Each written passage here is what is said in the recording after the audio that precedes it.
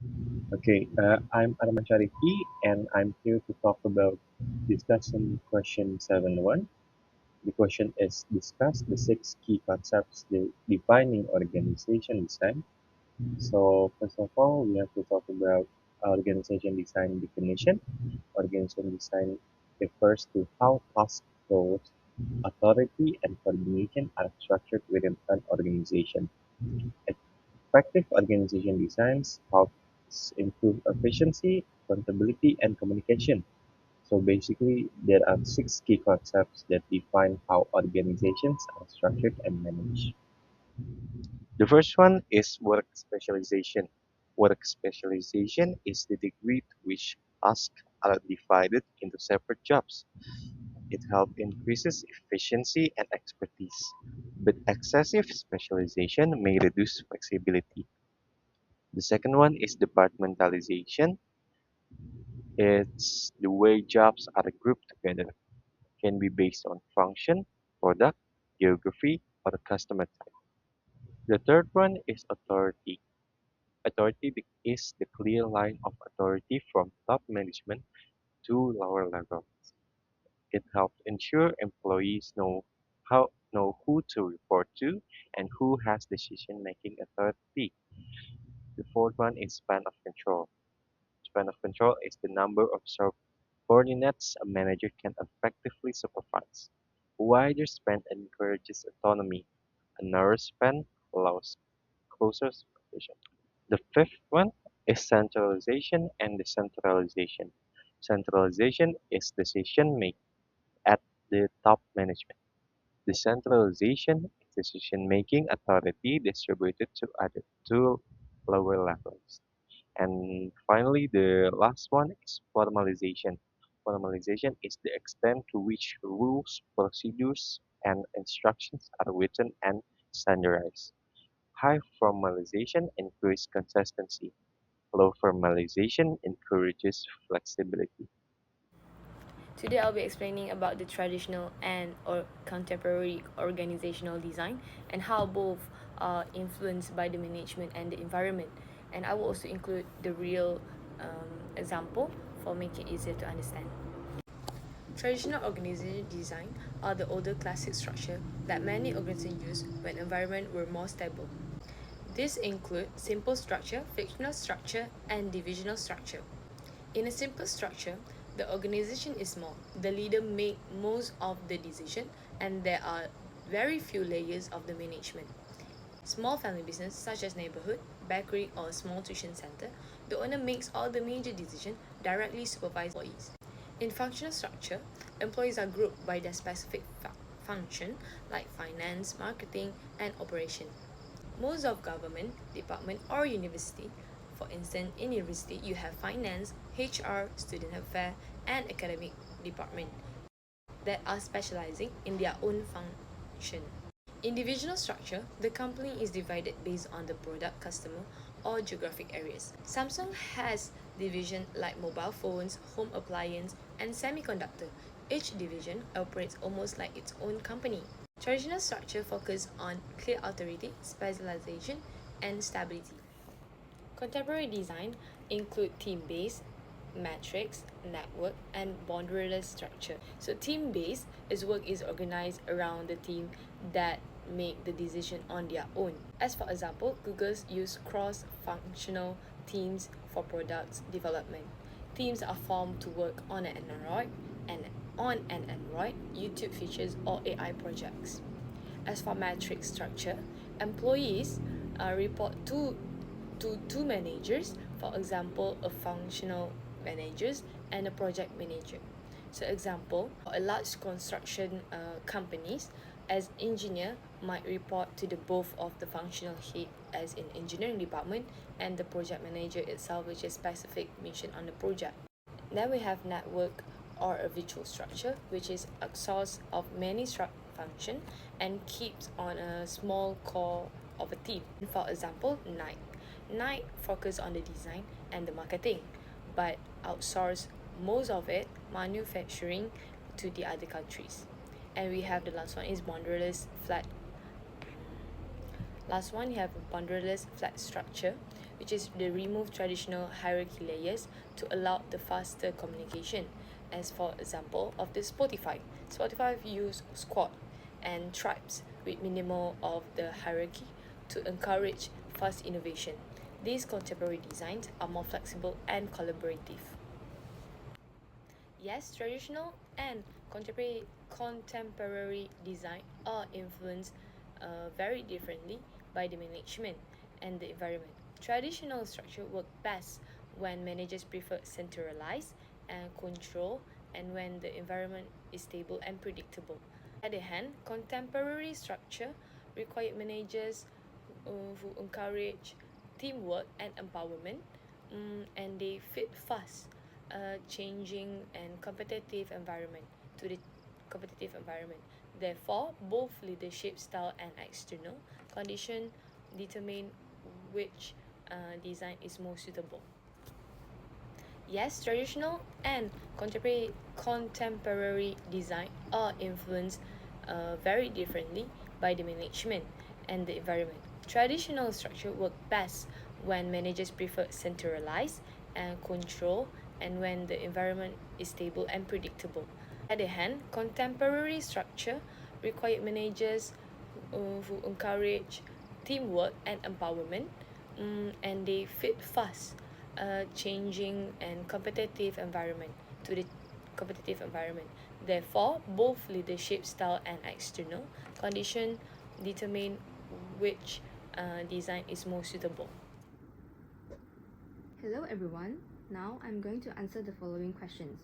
Compared to the strengths and weaknesses of a functional structure, what are the strengths and weaknesses of a simple structure? Let's start by looking at their respective strengths. For simple structure, the primary advantage is fast and flexible.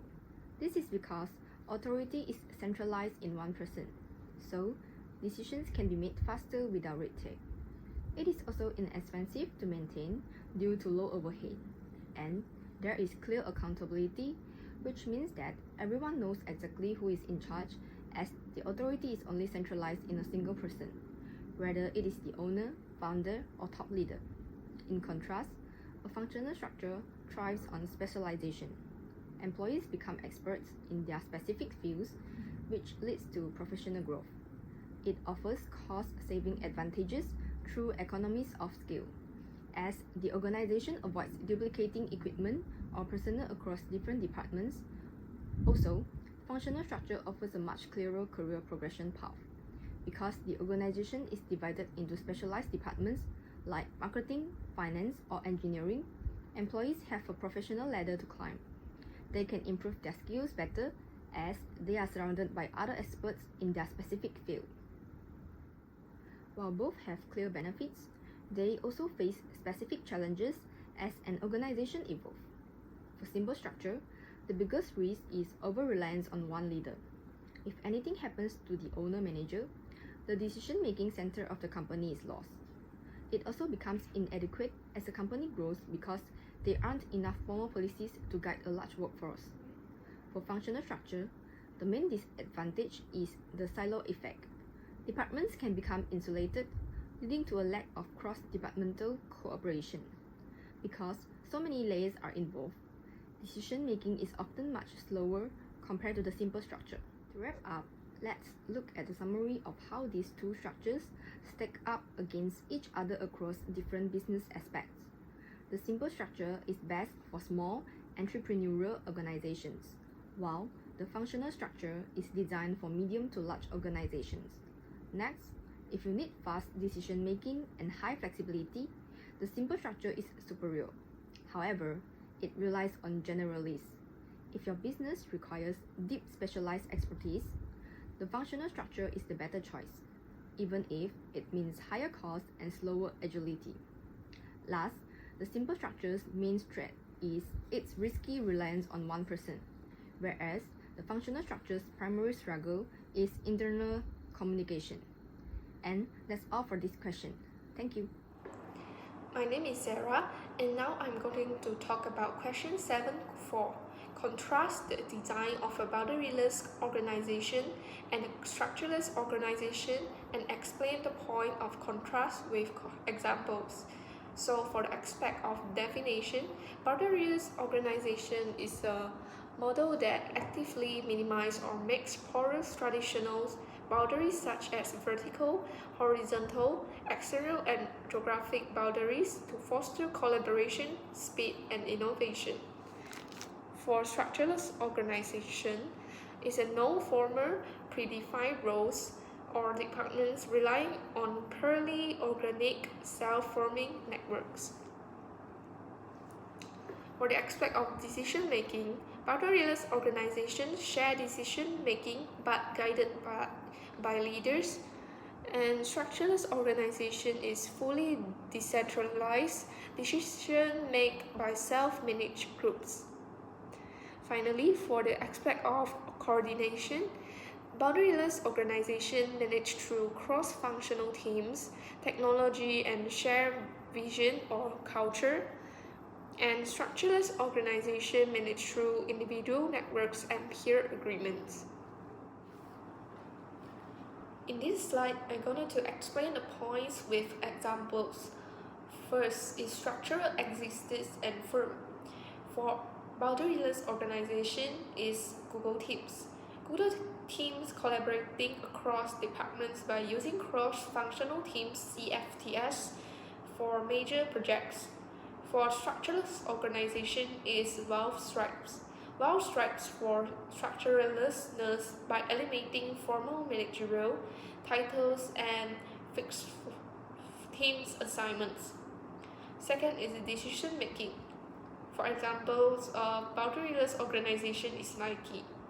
Nike collaborates with thousands of suppliers globally, but decisions about branding, product lines, and designs still come from leaders at HQ. For structureless organization is Zappos. Zappos holacracy where employees propose and designs roles themselves. Finally is management and coordinations. Examples of boundaryless organization is Spotify. Spotify's use product owners and track leads to synchronize work between squads even though departmental boundaries are removed. For structureless organization is Wikipedia. Wikipedia contributes organizing the work themselves. For question number 5, contrast mechanistic and organic organizations. For mechanistic organizations, there is a rigid and tightly controlled structure which leads to fixed duties for employees. Meanwhile, for organic organizations, it has a highly adaptive and flexible structure which allows everyone to have more adaptable duties. Mechanistic organizations are centralized while organic organizations have decentralized decision authority. The communication for mechanistic organizations are more formalized and they have a clear chain of command, while for organic organizations, they have more informal communication. Mechanistic organizations have narrow spans of control leading to taller structure, while organic organizations have wider spans of control leading to flatter structure. Because of all this, mechanistic organizations have many rules, while organic organizations have fewer rules. Hello everyone. Now I'm going to present the summary for case application 1, turbulence at United Air. First, United Air faced major public backlash because employees strictly enforced rules without flexibility, which led to unethical and inhuman treatment of passengers. The incident shows that rigid policies and lack of employee judgment can damage a company's reputation. United denied boarding of 2 teenagers because of wearing leggings for their flight, where they defined as inappropriate attire. A more serious incident involved Dr. David Tao, a passenger who needed to see patients the following morning, was forced to give up his seat due to the involuntary denial of boarding process. This incident suggests a problem with the airline's culture, where employees focus on strict rule following and bureaucracy rather than serving the customer. Hello guys, I'm here to continue the other 5 of the summary turbulence at United Air. Number 6, both the laggings and Dr. Dow incidents generate significant negative public relation and security of the airline's priorities. 7. Employees appeared to lack the authority and confidence to make flexible customer-centered decisions. Number 8. Poor communication and escalation procedure lead to unnecessary involvement of security and authorities. Number 9. Repeated incidents indicate systematic issues, not isolated employees' mistake. Number 10, the last one, the strict organizational structure create a fear of the punishment, discouraging staff from deviating from rules. United Airlines' handling of the incident shows a strong emphasis on rule enforcement over employee discretion. In the lagging dress code case, United was within its right to enforce the travel perk policy, but the rigid application and poor communication lead to public backlash. In Dr. David Dow's removal, United followed its involuntary denial of boarding policy, so it was within its authority. However, escalating the situation by involving police and using force was an abuse of power and showed a lack of ethical judgment and flexibility. In the Huston couple incident, United had the authority to eject the passenger who did not follow crew instruction, but the response appeared excessive and could have been resolved through better communication. In the dog death incident, the employee act outside United policy. As animals are not allowed in the overhead compartments, this reflects poor training and lack of judgment rather than justified authority. Overall, while United employees often act within formal rules, the company rigid bureaucratic structure limited flexibility, causing poor customer experience and reputation damage. Hello. On this slide, we are looking at United Airlines approach to formalization. Essentially, they operate with a very high level of formalizations. What that means is they really rely heavily on rules, procedures, and standard operating processes. This creates a mechanistic, rule-driven structure where employees have to follow strict guidelines with very little room for personal discretion. The key reasons for this are to ensure safety, maintain operational consistency, and comply with aviation regulations. In a high-risk industry like aviation, this kind of control helps minimize errors and keeps operations predictable. Now let's consider if this level of formalization is appropriate. It's certainly suitable for ensuring flight safety, security, and operational reliability, but on the flip side, it can be inappropriate for customer service situations that need empathy and flexibility. From these procedures, even when a situation calls for it, we saw this in the Dr. Dow incident. So, in conclusion, where formalization is necessary in an airline setting, it's important to balance it with flexibility and empower employees to use their judgment in customer interactions. I'm Sarah. Now I'm going to talk about question 7 to 10. Using information from the chapter about the contingency factors that favor either the mechanistic or the organic model of organizational designs, what do you think the United Airlines organizational structure should resemble? Be sure to think about this in terms of efficiency and effectiveness. The mechanistic model of organizational designs characterized by a reliance on strict rules, regulations, and protocol, favor cost-cutting and efficiency through standardizations and centralized control. However, the case incidents like the leggings, Dr. Dow removal, and the dog fatality clearly demonstrate that these models, as currently implemented by United Airlines, severely compromises effectiveness by prioritizing bureaucracy over customer service and common sense. Therefore, to improve effectiveness and mitigate public crisis, United organizational structure should incorporate more organic features in its customer-facing operations, This will help employees have the flexibility and judgment to deviate from rigid rules when necessary to resolve unique customer issues and ensure better passengers' treatments. The organization also can shift its focus from purely cost minimizing effects efficiency to a more balanced approach that incorporates customer service effectiveness. Hi everyone, now I will answer the question. What do you think United Airlines should do in the future? What suggestions or enhancements might you have for its organizational structure?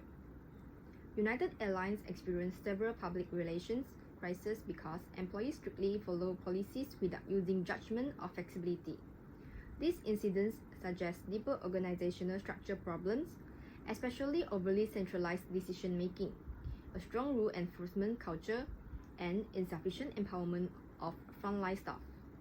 To ensure a smoother journey ahead, United's future strategy should focus on three core pillars: customer centric flexibility, employee empowerment, and structural design. First is customer centric flexibility. United need to focus on enhancements, training, and simulation. It is not enough to have a manual. Frontline staff need simulation-based training. By practicing real-world conflict resolution in a controlled environment, employees will be better prepared to handle high-pressure incidents with empathy and efficiency. Second is employee empowerment and culture. The most significant change is the implementation of a hybrid organization model. United should keeping core operations mechanistic, safety and flight protocols must remain rigid and standardized for obvious reasons. However, customer-facing divisions should transition to an organic model.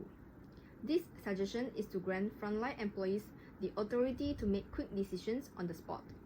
If a passenger needs a solution, the employee shouldn't have to navigate multiple layers of approval to provide it. This builds up a culture where employees feel supported when they do the right thing for the customer. Finally, is structural design. United must prioritize policy clarity and simplicity. Many incidents stem from complicated rules. United should review and simplify internal policies so they are easier to understand. Coupled with a stronger internal communication system, this ensures that enforcement is consistent across all gates and flights, reducing confusion for both staff and passengers. Moving deeper into the structure itself, there are three specific recommendations to enhance the way United operates. First, flatter hierarchy for frontline reporting. By reducing the number of management layers between the gate agent and senior leadership, United gets to improve the flow of communication. Information travels faster and decision making becomes more agile, which is vital in a fast-paced airport environment. Second, implement feedback loops. United need to listen better. By implementing formal feedback loops, United should allow employees to report policy problems. Simultaneously, a more robust customer feedback system will allow the company to stay aligned with passenger expectations. Third, create cross-functional incident management teams. United should establish specialized incident management teams. These are highly trained, cross-functional groups with decentralized authority. When a major incident occurs, these teams can take over the situation immediately, ensuring a professional, calm, and efficient resolution without the bottlenecks of traditional management. In conclusion, by balancing a mechanistic core with organic frontline flexibility, United can transform its turbulence into a stable, customer-first culture. And that's all for this question. Thank you. Now I will be explaining question number 715 for case 31, turbulence at United App. How do employees' actions reflect an organization's stance as far as being responsible and ethical? How might United's managers encourage employees to be more responsible and ethical even when rules must be followed? So, employees' actions are one of the clearest indicators of how ethically and socially responsible an organization or an entity truly is.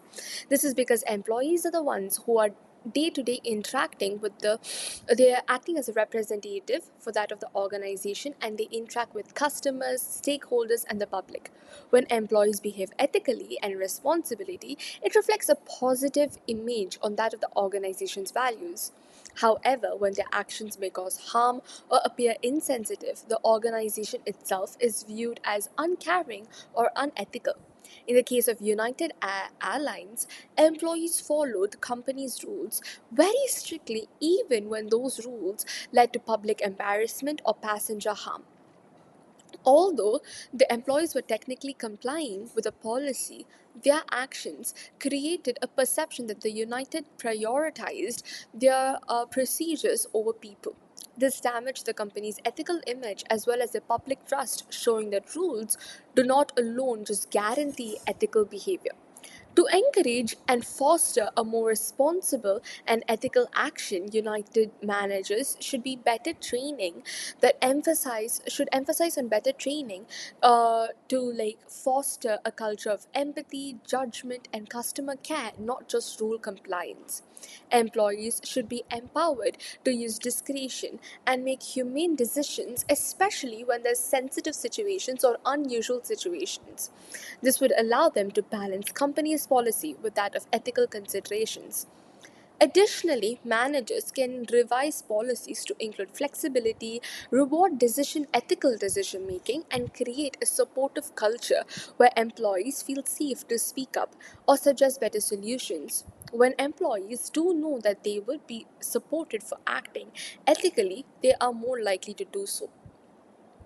In conclusion, organizations must balance strict rules with ethical judgment. By doing this, the company can protect their reputation, maintain public trust, as well as ensure that their actions align with the stated values. So this is the summary of case study 2, liftoff.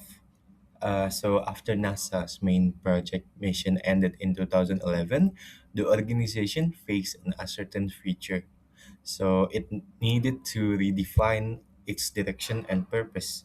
In response, NASA set new ambitious goals, such as missions to get on an asteroid and put astronaut on Mars.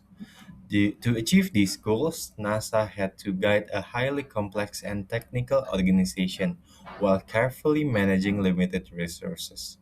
This required strong coordination, planning, and decision making across multiple teams and partners.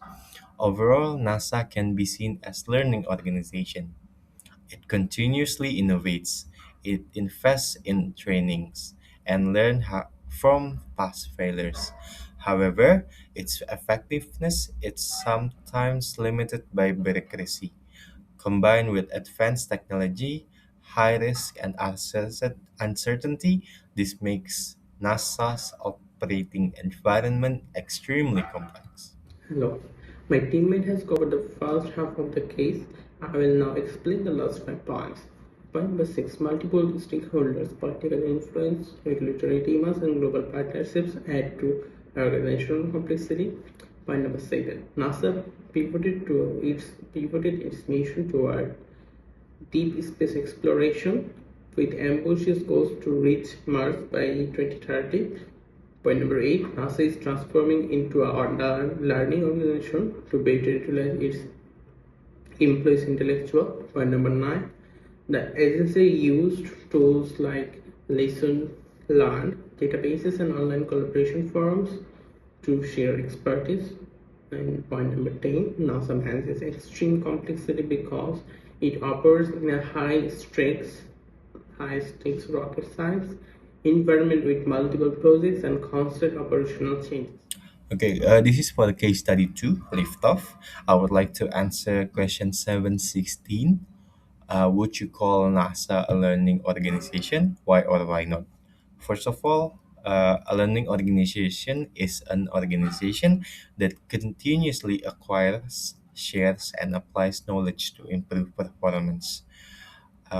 So I would like to call NASA a learning organization because NASA learns systematically that from failures to investigations and reforms. The second reason is strong. NASA has strong knowledge management via research, data analysis, and documentation.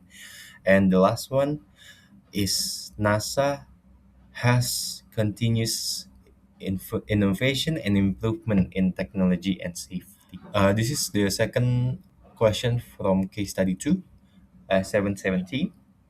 The question is, in what ways is NASA's environment complex? So there are four reasons. The first one is technological complexity. NASA operates with highly advanced interdependent technologies where small errors can have major consequences. The second one is high risk and uncertainty. Space missions involves extreme safety risk, unpredictable condition, and long mission timelines. The third one is multiple stakeholders. NASA accountable to government agencies, international partners, scientists, contractors, and the public. And the last one is regulatory and political pressure. NASA is subject to strict regulations, budget constraints, and changing political priorities. Hello everyone, I'm Nilu Gedeudiani. I will explain the question 718. To answer this question, we're gonna use the Burns and Stalker's theory. Actually, they propose a theory that the most efficient organization structure is based on the environment of the organization itself. So they explain that in a simple, stable environment, we tend to have a mechanistic structure. Means that the decision that made within the organization is based on the hierarchical structure that already exists in the organization.